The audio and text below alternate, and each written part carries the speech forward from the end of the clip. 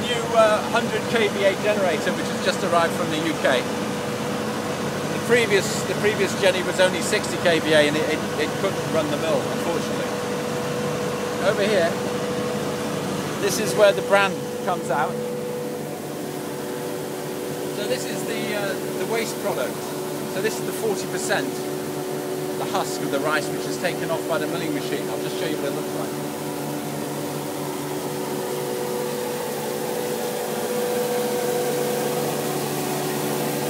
So have a look at that. So basically the grain has been taken from the inside, just leaving the husk. We hope to be able to use this husk waste and make it into charcoal briquettes, because we have a briquette machine which is in the warehouse. I'll just show you. If you come over here.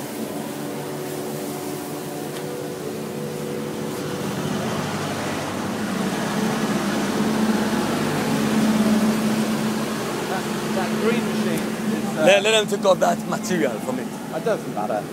Okay. Yeah, that green machine is a charcoal briquette machine, which we hope to get operational reasonably soon. Can I go closer to them? Yeah.